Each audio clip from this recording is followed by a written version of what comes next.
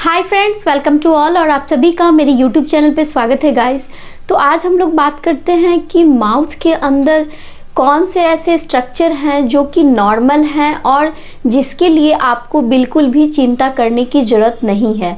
तो उसमें जो बहुत सारे ऐसे क्वेश्चन आते हैं, मेरे व्यूअर्स मुझसे पूछते हैं कि मैम मेरे माउथ के अंदर सबसे जो मुख्य कॉमन क्वेश्चन होता है कि मेरे माउथ के अंदर गाल की सतह पे एक लाइन बन गया है, तो क्या मुझे इलाज लेना चाहिए या फिर मुझे इसके लिए चिंतित नहीं होना चाहिए।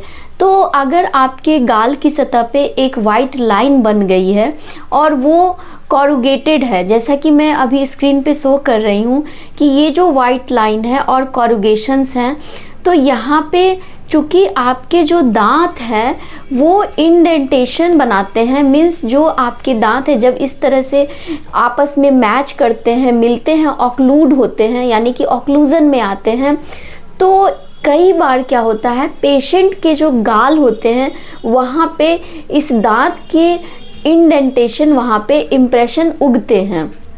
तो ये एक कॉमन सी बात है और इसमें कई बार पेशेंट बहुत ज़्यादा चिंतित हो जाते हैं कि मुझे कोई बीमारी तो नहीं है। तो ये जो इंडेंटेशन है इसका एक पर्टिकुलर नेम है जिसे हम लोग कहते हैं लीनिया एल्बा। तो लीनिया एल्बा के लिए आपको बिल्कुल भी चिंतित नहीं होना है। हाँ, अगर वाइट लाइंस जो है आपके रेट्रोमोलर एरिया से स्टार्ट हो रहा है और रेडिएट हो रहा है, जैसा कि मैं अभी फ़ोटो में दिखा रही हूँ, स्टार्ट हो रहा है और रेडिएट हो रहा है, मीन्स एक फैशन में, रेडिएटिंग फैशन में ये अरेंज है और ये अलग अलग डायरेक्शन में है, क्रिस क्रॉस बने हुए हैं, तब आपको डॉक्टरी सलाह लेने की ज़रूरत है। क्योंकि ये जो है रेडिएटिंग फैशन में जो लाइन अरेंज है और मल्टीपल लाइन है, सिंगल लाइन नहीं है, तो ये जो चीज़ है ये आपका डॉक्टरी सलाह के लिए आपको जाना चाहिए और इसे हम लोग लाइकेन प्लैनस कहते हैं। जो कि कई बार पेशेंट लीनिया एल्बा और लाइकेन प्लैनस दोनों में डाउट रहता है उन्हें कि मुझे कौन सी बीमारी है।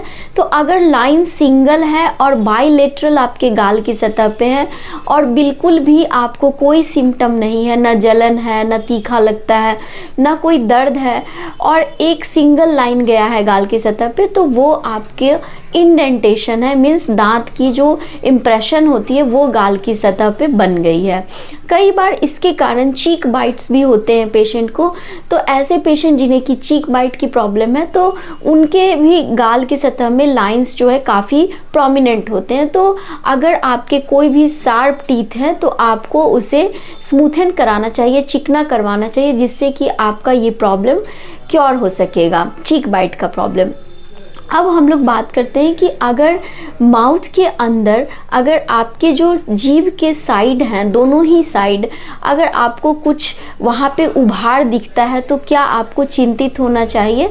तो अगर ये जो उभार है जीभ के दोनों साइड या जीभ के बैक सरफेस पे जो डॉर्सम सरफेस है वहाँ पे गोल गोल उभार दिखते हैं, तो क्या ये एबनॉर्मल चीज़ है।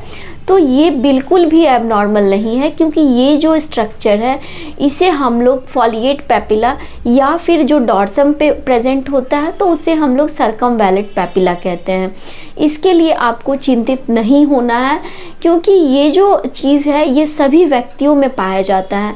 हाँ, आपको डॉक्टरी सलाह कब लेनी है, तो इसका एक रीज़न है, जब आप हैबिट एसोसिएटेड पर्सन है और आपको लगता है कि इस रीजन में आपको बर्निंग सेंसेशन है, इचिंग है, पेन है और बहुत ज़्यादा तीखा मिर्च मसाला लगता है या फिर रेडनेस हो जाती है, तब आपको यहाँ पे डॉक्टरी सलाह लेना चाहिए।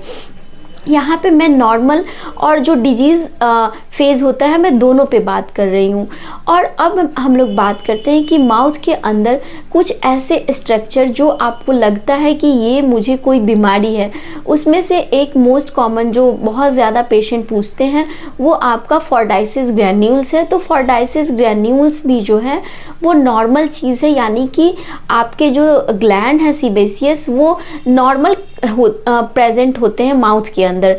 इन जनरल वो आपके स्किन के नीचे होते हैं, बिलो द आपके इपीडर्मिस वो पाए जाते हैं, बट इक्टोपिक प्रेजेंस के कारण, यहाँ पे एनाटॉमिक वेरिएशन के कारण वो आपके जो है गाल के सतह पे पाए जा रहे हैं। तो यहाँ पे आपको चिंतित नहीं होना है। कई बार फॉर्डाइसिस ग्रैन्यूल्स को आप समझते हैं कि यहाँ पे खुरदरापन मुझे महसूस हो रहा है, तो मुझे दाने निकले हुए हैं, तो ऐसा आपको नहीं सोचना है। इसका प्रेजेंटेशन क्लस्टर्स में हो सकता है, इसके नंबर 100 भी हो सकते हैं, मल्टीपल इन नंबर होते हैं ये, और आपको गुच्छे में ये येलो येलो स्पॉट की तरह या वाइट वाइट दिखेंगे। कई बार ये वर्मिलियन बॉर्डर पे भी होता है, तो भी आपको चिंतित नहीं होना है, क्योंकि ये कोई बीमारी नहीं है। हाँ, एस्थेटिक पॉइंट ऑफ व्यू से आप वर्मिलियन बॉर्डर पे जो प्रेजेंट होते हैं फॉर्डाइसिस ग्रैन्यूल्स, उसके लिए आप ट्रीटमेंट ले सकते हैं। अब हम लोग बात करते हैं कि जो स्ट्रक्चर हमारे माउथ के अंदर प्रेजेंट होते हैं, उस नॉर्मल स्ट्रक्चर में कई बार सिम्टम होता है, यानी कि जो आपकी टंग है, टंग के जो नॉर्मल स्ट्रक्चर हैं पैपिला, वो अगर रेड हो जाते हैं, सिम्टम आ जाता है, तो आपको ट्रीटमेंट की आवश्यकता होती है। तो उम्मीद करती हूँ कि आज का जो वीडियो है वो नॉर्मल वर्सेस जो डिजीज़ फेज़ का जो कंडीशन है वो मैंने दिखाया यहाँ पे। तो आपके जो भी डाउट्स होंगे वो ज़रूर ही क्लियर हो गए होंगे इस वीडियो के माध्यम से। तो उम्मीद करती हूँ ये वीडियो आपके लिए हेल्पफुल रहा होगा। Thank you so much for watching. And मेरे व्यूअर्स से मेरी खास रिक्वेस्ट है कि आप लोग प्लीज़ अपना जो सपोर्ट है मुझे दें, मेरे चैनल को लाइक शेयर एंड सब्सक्राइब ज़रूर कर दें, सो दैट कि बहुत सारे ऐसे लोग हैं जिनको कि इससे बेनिफिट हो सके। Thank you so much for watching.